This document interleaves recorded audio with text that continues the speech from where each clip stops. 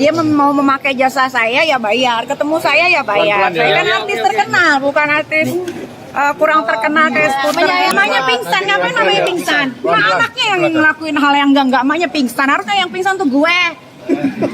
Karena anak gue yang digituin. Sidang panas kembali terjadi di ruang Pengadilan Negeri Jakarta Selatan. Persidangan kasus Nikita Mirzani sepertinya memang tidak pernah luput dari kehebohan di dalam maupun di luar ruangan. Nikita Mirzani hadir dengan gaya ceplas-coplosnya yang khas. Bukan hanya melempar senyum sinis, tapi juga sempat meledek jaksa penuntut umum di hadapan majelis hakim. Dan tak berhenti sampai di situ, usai sidang, Nikita pun menyinggung nama Fadel Bajideh yang baru saja divonis 9 tahun penjara. Emangnya nggak takut dapat karma di penjara juga nih? Apa sih yang bikin Nikita jadi makin berani dan asal ceplas-ceplos gitu?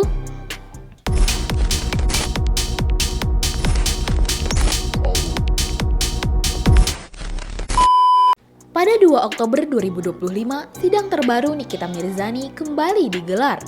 Agenda persidangan menghadirkan saksi-saksi, termasuk ahli ITE. Suasana sidang awalnya berjalan cukup serius, tetapi berubah tegang ketika JPU melontarkan beberapa pertanyaan teknis. Nikita yang duduk di kursi terdakwa tampak santai, bahkan terlalu santai. Saat JPU mencoba memberi contoh kasus untuk menguatkan argumennya, bukannya serius menyimak, Nikita justru cengar-cengir, tertawa kecil, bahkan sesekali meledek pertanyaan JPU. Bahwa kalau yang video asusila akan disebarkan, maka berdampak ke pencemaran terhadap orang tersebut. Saya kaitkan lagi di sini, objeknya bukan video. Jadi kan objeknya video nih. Objeknya produk, kalau disebarkan, orang tersebut akan hancur kredibilitasnya sebagai dokter. Nah, kalau yang seperti itu objeknya bagaimana? Berbeda maknanya, karena kedokteran itu bukan kepada obat, tapi dokter itu kepada dia punya untuk kapasitasnya sebagai seorang dokter menjalankan fungsi dari tugasnya sebagai seorang dokter. Jadi kredibilitas dokter itu misalnya apabila seorang dokter melakukan suatu perbuatan, cukup ahli tidak berwenang untuk menjelaskan terkait dengan kredibilitas dokter ya terkait dengan tadi saya tanya ya video itu kan yang buat yang diancam yang mau dicemarkan ya yang buat ya.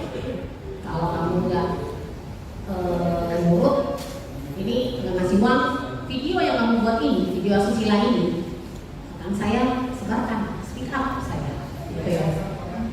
Dan ini produknya yang buat orang yang diancam ini atas nama orang yang diancam ini.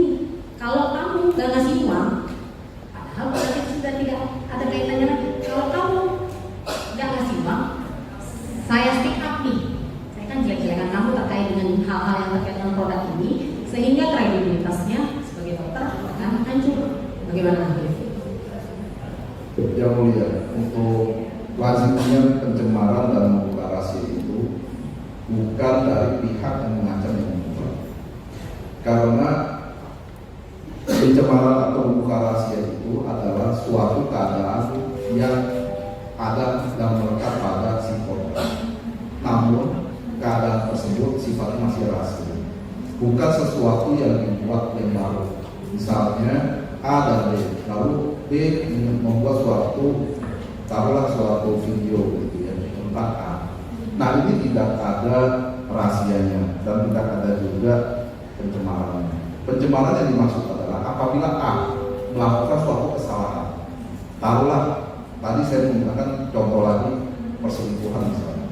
A melakukan suatu perselingkuhan, lalu ada si B menangkap momen video perselingkuhan itu. Nah, dengan menggunakan video inilah digunakan menjadi alat. Jadi A yang membuat sesungguhnya rahasia itu antara A dengan selingkuhannya misalnya. Bukan maknanya si B membuat suatu video ataupun informasi yang berkenaan dengan perselingkuhan si A yang tidak pernah dia lakukan, maka si A itu tidak akan merasa terancam, karena seseorang itu dapat terancam karena memang ada kesalahan. Seolah tak merasa tertekan, ekspresi Nikita itu membuat banyak orang di ruang sidang terheran-heran. Ada yang menilai ia berusaha menunjukkan dirinya kuat, ada juga yang menyebut sikapnya kurang menghormati jalannya persidangan. Begitu sidang selesai, wartawan langsung mengerubungi Nikita untuk dimintai tanggapan. Seperti biasa, ia tak segan bicara blak-blakan.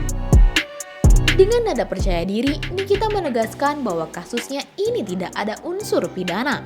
Menurutnya, apa yang dipersoalkan hanyalah sebatas kesepakatan bisnis. Nggak ada unsur pidana dalam kasus Kaniki. Memang nggak ada. Itu tuh semuanya bisnis, kesepakatan. Dia mau memakai jasa saya ya bayar, ketemu saya ya bayar. Saya kan artis terkenal, bukan artis kurang terkenal kayak skuter. Menyayangkan nggak Kaniki? Mungkin ini kan udah 8 Nggak bulan apa-apa, juga ya. ikutin aja prosesnya, biar semua orang juga akan belajar ya. Ini kan ada pelajaran hukum gratis, jadi nggak apa-apa. Pernyataan itu membuat suasana kian panas. Nikita jelas ingin menunjukkan bahwa ia tidak merasa bersalah, bahkan menganggap kasus ini hanyalah permainan kecil yang sengaja dibesar-besarkan oleh lawan-lawannya. Yang mengejutkan, di luar dugaan, nama Fadel Bajideh tiba-tiba ikut terseret dalam pernyataan Nikita. Persidangan Nikita itu digelar di hari yang sama dengan pembacaan vonis terhadap Fadel. Saat ditanya wartawan soal kabar Fadel yang divonis 9 tahun penjara plus denda 1 miliar rupiah, Nikita tak bisa menahan emosinya. Ia menegaskan, berapapun lama Fadel di penjara tidak akan bisa mengembalikan masa depan anaknya yang sudah hancur. Bukan hanya itu, Nikita juga menyinggung perilaku Fadel selama di rumah tahanan. Ia menyebut Fadel bukannya menyesal, malah semakin menjadi-jadi. Nikita bahkan merasa heran saat dikasih tahu kalau ibunda Fadel sampai pingsan. Ia malah marah-marah karena merasa harusnya dirinya lah yang sampai pingsan.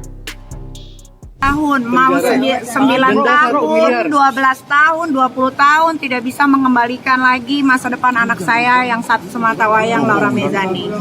Ya, jadi sebetulnya kalau saya mau ngomongin semua, si Fadel itu kan ditahan di Cipinang.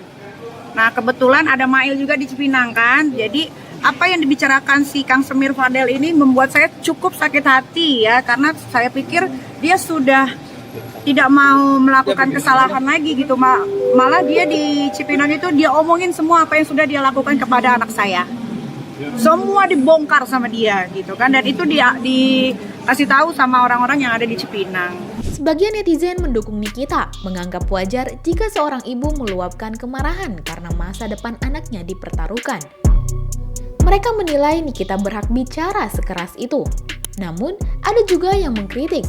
Mereka menilai Nikita terlalu sering ceplas-ceplos, bahkan di ruang sidang yang seharusnya dijalani dengan sikap tenang dan serius. Sementara itu, kubu Fadel memilih untuk tidak banyak menanggapi ucapan Nikita, tetapi sorotan publik jelas semakin mengarah ke kasus ini yang sudah menjadi konsumsi massa sejak lama. Sidang 2 Oktober 2025 ini kembali membuktikan satu hal. Nikita Mirzani memang tak bisa diam.